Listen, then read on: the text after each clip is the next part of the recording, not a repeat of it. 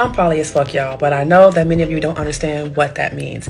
So I'm gonna draw you a diagram to explain what my life looks like as a solo poly person. So I am at the center and I am my primary partner. There are people who I'm exploring, people who I'm dating, my friends with benefits who I'm romantic with and sexual with, my lovers who I'm sexual with, my partners who I'm 10 toes down with, satellites who come in and out of my life, and playmates who I play with in the kink and swinging spaces. My life is filled with so many beautiful people who love me, care about me, and all of our relationships are slightly different, but the love is the same. And when it comes to my sexual partners, of course, I am protecting myself by getting tested regularly. I'm currently on PrEP, and I give my partners my test results and we talk about what our sexual experiences are to make sure that everybody involved is protected. Because if I were to do like other lines from certain partners, they have connections to wives or husbands or other partners that they interact with. So yes, it looks like a lot. Yes, I can keep up with it all. Yes, I have calendars. Yes, I make time for all of them. Yes, we communicate. That's a Hey, y'all see that shit? Now, hey, I want to give all praise, glory, and honor unto Yahweh, Bahashem, Yahweh Shai, Bahashem, Racha HaKodash. Double honors to the elders and the apostles of the great millstone who taught us this truth. Salutations to the hopeful elect out there pushing this word in truth, sincerity, and indeed. I'm your brother Kapatazar from the great millstone Chicago branch, coming at you with another real quick, Lord willing, edifying lesson. And part of being as poly. I've told y'all in times past, man, all right, you want to run the hell away from these type of women. What women am I talking about? I'm not talking about a specific demographic, but there's one demographic specifically that you see wearing these unks. Now you see her earrings, you see her chain. All right, that symbol is called a ankh, okay? It comes from Egypt, Kemet.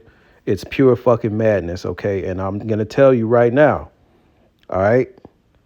Women that have these type of earrings, chains, tattoos, especially the tattoos, if they got the Ankh tattooed on them, they are the biggest cum buckets walking the planet Earth, man. All right? They usually go both ways, okay? And they just they munch a lot of rug and they do a lot of Dino. All right, to put that in perspective, okay? All right, they fucking any and everybody, okay?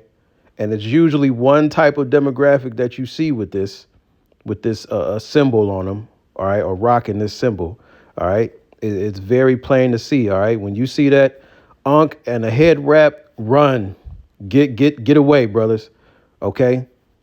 Because this is a succubus and a fucking slut bucket, man. All right, I'm not even playing. It's out of the horse's mouth. She just told you. She showed you her chart, man. There's Look at this yeah, wild ass chart she has, bro. I'm exploring people who I'm Look at this wild ass chart. Look at that chart, bro. Look at that chart. These are everybody that she's screwing. Okay, these are all the people that screwing her. These are males and females, man. my All lovers right, who I'm sexual with. look at that. That's insane. And she's serious. Okay?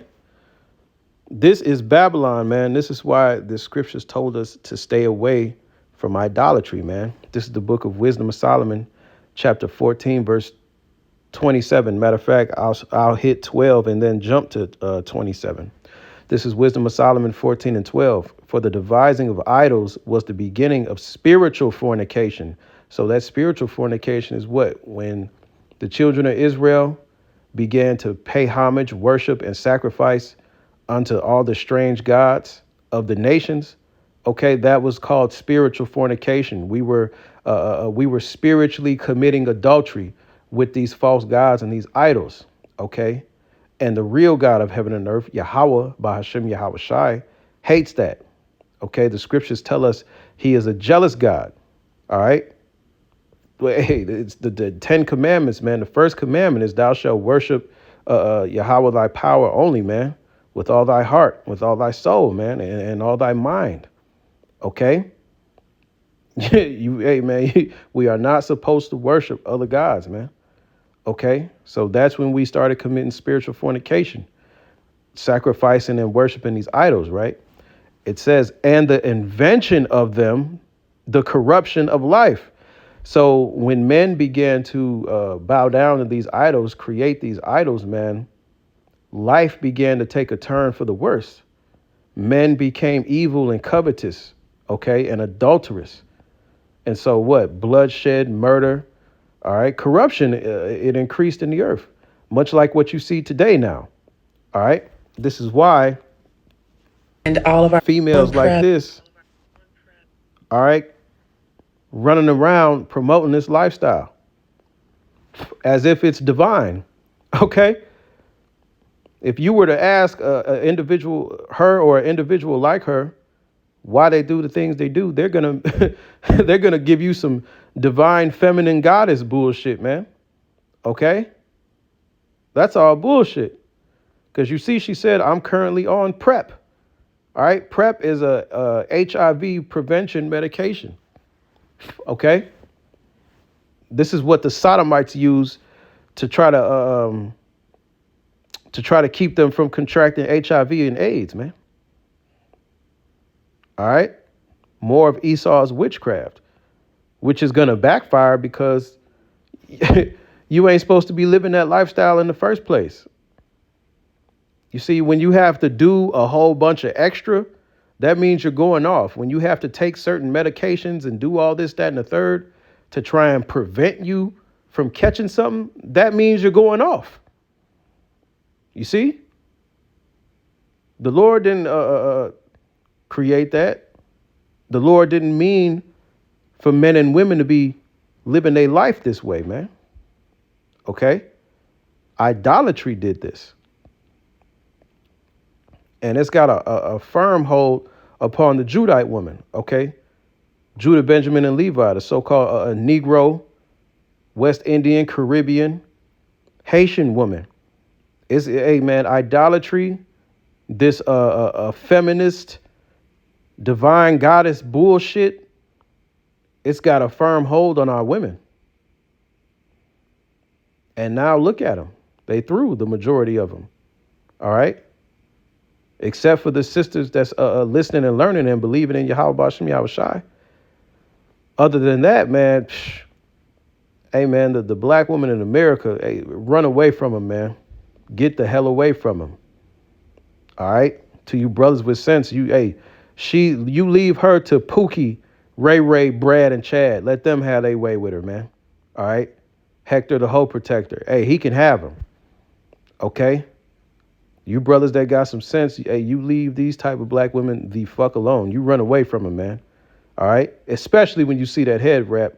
And it's a shame, man. It's some solid sisters out there that wear their head wrap that, they trying to do right, but it's ones like this that ruin it for them. You feel me? All right? Hey, just like it's bugged out niggas that got fringes on, man. Okay? I'm sure some sisters got some horror stories about, bugged out niggas calling themselves Israelites, man. All right. So it go both ways. All right. Pause. All right. But this thing right here, this female you see on the screen, yeah, she going both ways, man. All right. That's why the scripture warned us, man. I'm going to read the book of Sirach, chapter 26 in the Good News translation. All right. You can find this on BibleGateway.com. Sirach, the 26th chapter out the Good News translation. I'm going to start at verse 10.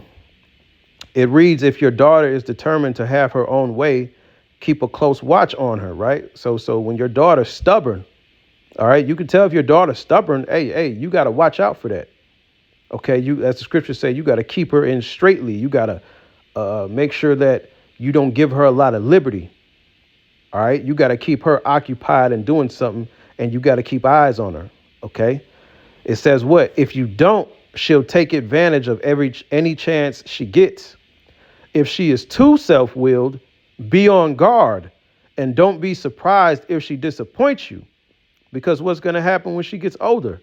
Verse 12, she'll spread her legs anywhere for any man who wants her, just as a thirsty traveler will drink whatever water is available. See that?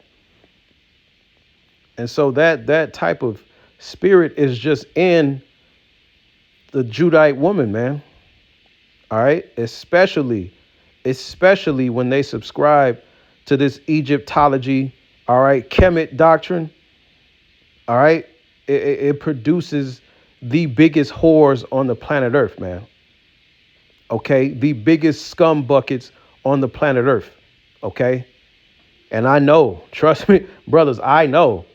All right, my regional manager has a big ass Ankh tattooed on her arm, man. All right, that bitch is about 5'3", all of 230 pounds, man. All right, goddamn knuckle dragger, man, for real. And she's nasty. Okay, she's very haughty. She's very adulterous. She's very ratchet. You see, and her house is a goddamn mess. Her sons are complete knuckleheads, man. World-class fuck-ups, okay? And this is what that breeds. You see? That's why it's important to come back to Yahweh Bashem Yahweh Shai, man. All right? Because, I'm going to read it again. I'm going to go to Wisdom of Solomon 14:27.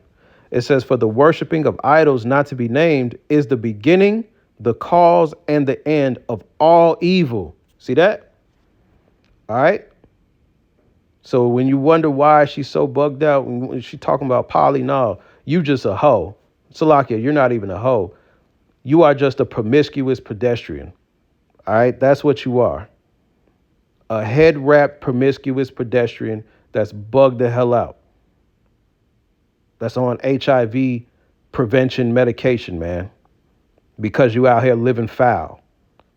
And the Lord is going to, man, I'm telling you, the Lord is going to wipe the floor with Israelites like this, man.